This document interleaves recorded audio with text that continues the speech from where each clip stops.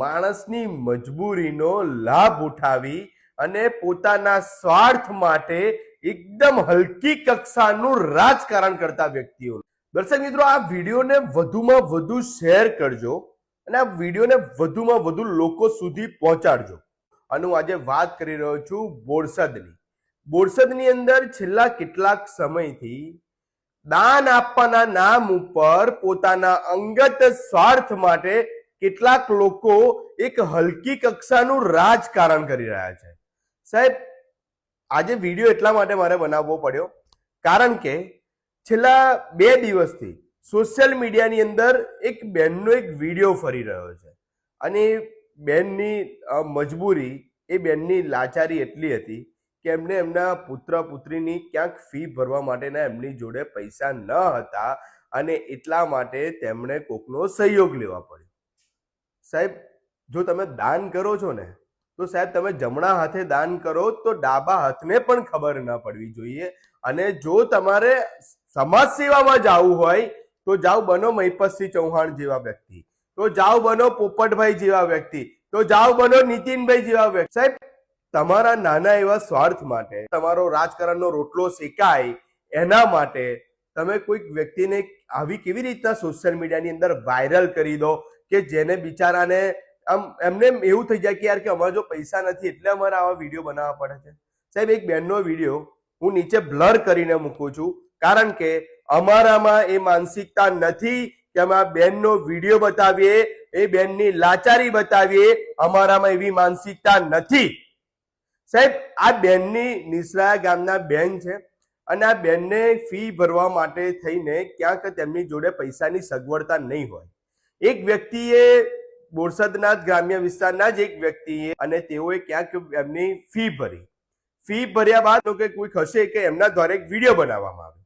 હવે બન્યું એવું કે સામે પક્ષે બીજા કોઈ દાનવીર હશે, એ દાનવીર એમણે ફરી પાછો આ બેનનો વિડીયો બનાવ્યો. અરે ભાઈ, રાજકારણ માટે થઈને તમે આ બેનને કેમ ભોગ બનાવો છો? અરે તમારે દાન કરવું છે તો તમે એક હાથને ખબર કેમ નહીં પડે કે અમે દાન કર્યું છે, એવી રીતના દાન કરી દો ને. શા માટે બેનનો તમે ખાલી ખોટે અમે રાજકારણનો ભોગ બનાવો છો? અરે આ સીધી વાત, અને આ વિડીયો એટલા માટે મારે બનાવવો પડે છે, આ એટલા માટે બનાવવું પડે છે કારણ કે તમે તમારા અંગત સ્વાર્થના રાજકારણ માટે થઈને આ મહિલાઓને તો ન આવી રીતના કરો. સાહેબ, એમની પણ ક્યાંક ઇજ્જત હોય, એમને પણ સમાજની અંદર રહેવાનું છે. સાહેબ, એમના ગામની અંદર હવે જશે તો શું કહેશે? એમને શું કહેશે કે આમની જો પૈસા નતા, આમના છોકરાની ફી તો ફલાણા ભાઈએ ભરી? બોલશે આ શબ્દ? બોલશે? શા માટે આવું કરો છો?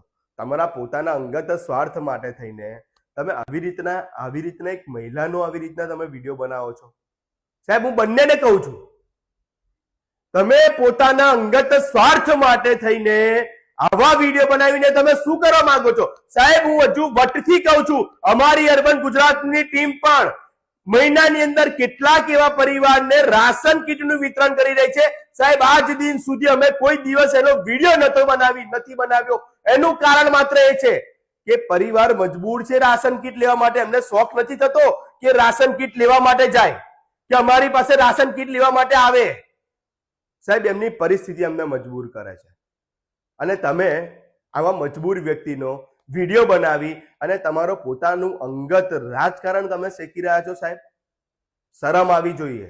આ બંને નેતાઓને શરમ આવી જોઈએ. સાહેબ, એ લોકોએ શરમથી મોઢું ઝુકાવી જવું જોઈએ કારણ કે તમારી જ ગામની મા બેન દીકરીનો જ્યારે આવો વિડીયો એમને મજબૂર કરે છે આવો બનાવવા માટે. સાહેબ, આ બોલવું એટલા માટે પડે છે, આ વાત મારી ભલે તમને કડવી લાગે પણ બહુ સત્ય વાસ્તવિકતા સાથે બોલું છું. સાહેબ, કે ક્યારેય પણ તમે દાન કરો છો તો તમે દાન કરો. અમે તમને કહીએ છીએ કે તમે દાનવીર છો, તમે દાન કરી શકો છો, એવા મહાન વ્યક્તિ છો, પણ એ દાન કરતાની સાથે જેના તમારા રાજકીય રોટલા તો ન શેકો. સાહેબ, આટલી ગંદી રીતે આટલી હલકી કક્ષાનું રાજકારણ એ ક્યારેય ના હોઈ શકે. કારણ સાથે રાજકારણ કરાય પણ કારણ વગર રાજકારણ ક્યારેય ન કરાય. એટલી તો ખરેખરમાં આમ માણસાઈતા રીતે હોવું જોઈએ. સાહેબ, આ બોલવું એટલા માટે પડે છે અને ફરીથી આ જ બાબત ઉપર અર્બન ગુજરાત આપને સતત અપડેટ આપતું રહેશે કારણ કે આવું તો ક્યારેય ન ચલાવી લેવાય. કારણ કે માં બેન દીકરીની ઇજ્જત તો હોય જ. અને સાહેબ, એ માં બેન દીકરીને તમારી ફી લેવાની ક્યારે જરૂર પડી હશે કે એને જ્યારે એના ઘરમાં એના દીકરા દીકરીની પુત્ર પુત્રીની જ્યારે એને ફી ભરવાની વ્યવસ્થા નહીં હોય ત્યારે જરૂર પડી હશે ને.